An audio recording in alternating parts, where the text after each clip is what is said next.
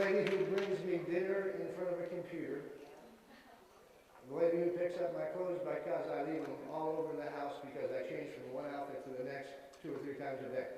And she deserves a lot of credit from me for our success.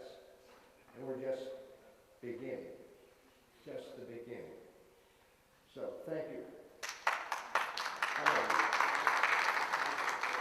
John Neuman. Where did John Neuman come from? John Neuman came from a town up in New Jersey called Englewood, New Jersey, which was across the river from New York. By the time I was 12 years old, I was working for my father, who owned a business, installing aluminum doors and windows in the middle of the winter time in New Jersey. I was a great dreamer. I wanted to be a professional football player. So I kind of excelled at football. Was given a scholarship offers from Purdue and Notre Dame, a whole bunch of named schools to go in there and play football for them. And wound up in a little place in North Carolina called Boone, Appalachian State Teachers College. My father had a book for me, and by the time I was 17, I went out, and the money that I accumulated, I went out and bought a not brand new 1964 Pontiac Lamont. 4-speed shifter, bucket seats, red interior, football player. Man, I was in high cotton. Those people believed in me because I helped that team grow. You can help people grow. You have to grow first. Anyhow, so that's another story.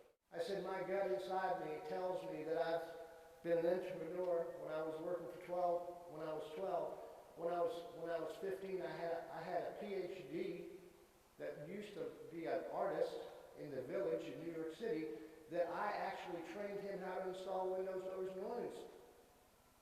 I was teaching him. So when I said to myself, you know what? No big deal.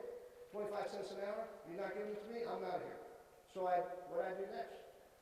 I went to work for Electrolux, going door to door. So, you talking about rejection? Man, right in the face. You talk about dogs chasing you? Raw dead all the time.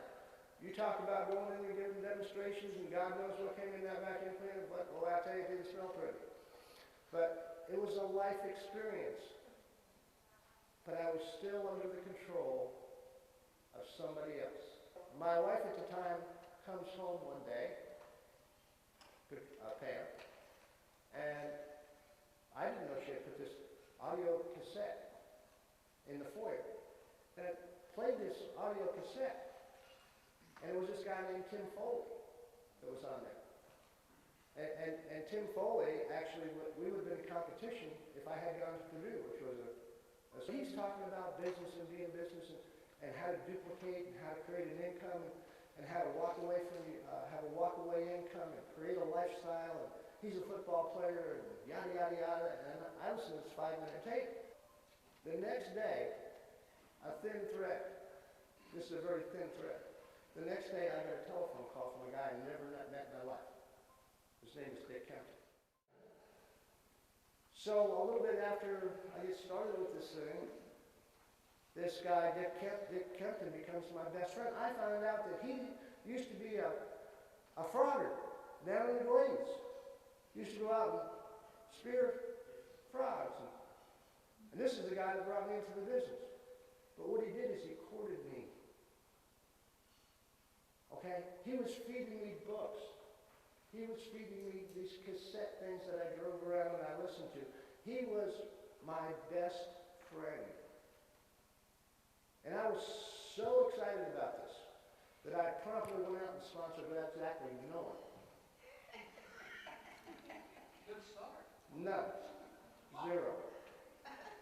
Not only couldn't I do anything, but even with my sponsor, we managed to go through 46 people before the first person said yes. Okay? Whatever he did, I repeated. It was like I was an echo. That could have been, or one of those shows, you know, with the dummy. I was the dummy. You know? I went into that event, there was a whole bunch of people like Tony talked about. And they were all fired up. And somebody on stage said, "You can do this." And I said, "I'm doing a great job of it so far." By the time I left that first tour with that other company we shall not mention, I had made it to a level of success. But I left that company, and I was lonely. Because I had learned along the way that it wasn't all about money. It was about people. Because I had a few things that happened to me along the way. So I got out. And then when my son came home to me one day, and he said, "Dad," he said, "how do you get to the Hilton Hotel in Ocala?" I said, "What the devil are you going to the Hilton Hotel in Ocala for? You going to an Amway meeting?"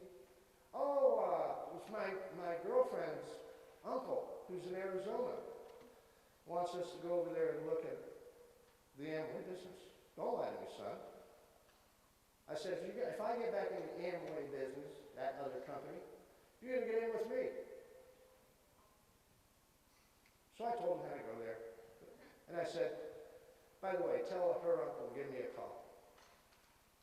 So he called me from Arizona. And we talked, and he said, "You need to get started. You need to with your experience, you need to get restarted again." I said, "When I'm ready. Give me a call in 3 months." He did a smart thing. He never called me again. He called me in 3 months to the day. He said, "Are you ready to get started?" I said, "Yep, I'm ready to get started." And he didn't come out from Arizona, but a guy that was in the business at the time from Ocala came over, and we sat down and talked at my kitchen table, and we got restarted. And that's when I met Tom. Because I can remember when I was in my 40s, and I was in that audience, and there were people on stage, and they were going across, and they were successful. There was a guy that came across, and he was 65 years old. And he'd been doing that business for 20 years, and he finally reached the level of success in the business. And I sat in that audience, and I said, "Not me. I'm going to be there long before that." Didn't happen quite the way I thought. Because I was a slow learner. Maybe.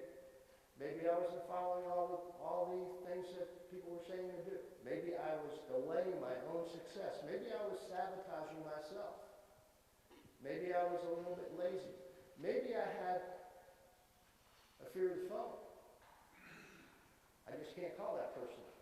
Because my self-esteem, even though I was a business owner, was about this high. Even though I was good at what I did when I was in high school and college and a business owner, my self-esteem was very low. So the books, the tapes, the events, the system that I learned and that I was exposed to along the way helped me become the person I am today and the person I'm going to be becoming. Because if you're not becoming better, you're becoming something else. Maybe that isn't up to your full expectations. At least it wasn't up to mine. So thank God for this business, because it's done a lot for me personally. When Tom came to me, because we got together with Tom, and I went through a period of time after Amway the second time and built that to a successful level, and I got out of the business and kind of just swore off network marketing. Here's the deal. I lost my dream. I lost my vision of where I wanted to go. If you lose your vision of where you want to go, guys, you might as well be dead. Might as well put the gravestone on you right now, because I was dead. I just kind of retreated. I went back and I started another business, and I got back in the same rat race again, and I just kind of walked out of it. And then I came back to Florida from Mississippi. And I hadn't even met the Masimotos when I was in Mississippi. Great people. But Neuman built that to a successful level. I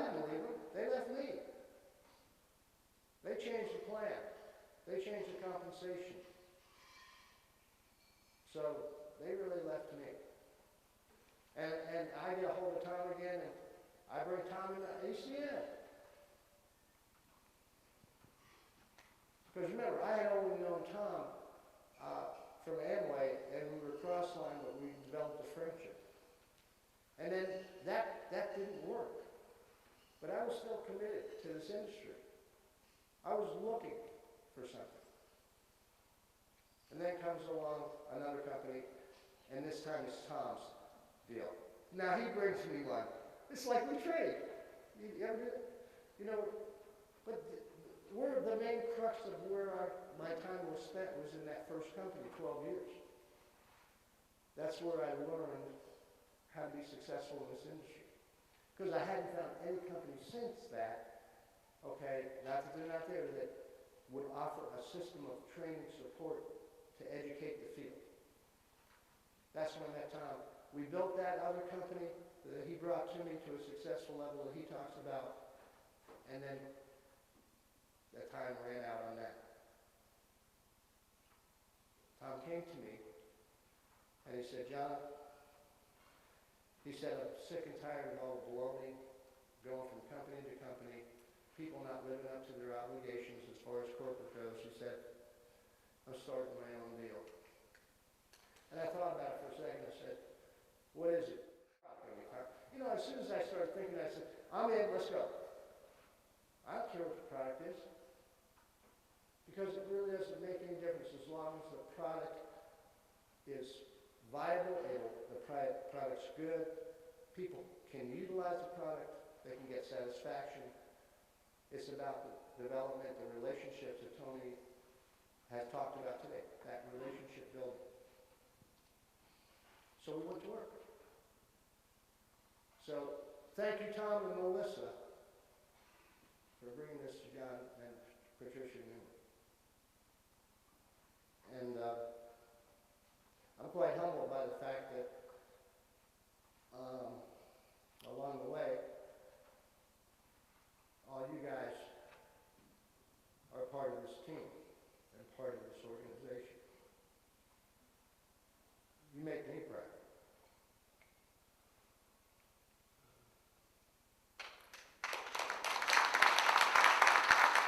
But the most important things in life, this is how she said it, is someone to love, something to look forward to, and something to do. I just wanted to share that with you because there's so much in this journey that I've been on, and there'll be no end to this because you see, just like that doc when he said, what do you do? Well, when the morticians got me, okay, you know, it's going to have a thing. IslandLife, call this number.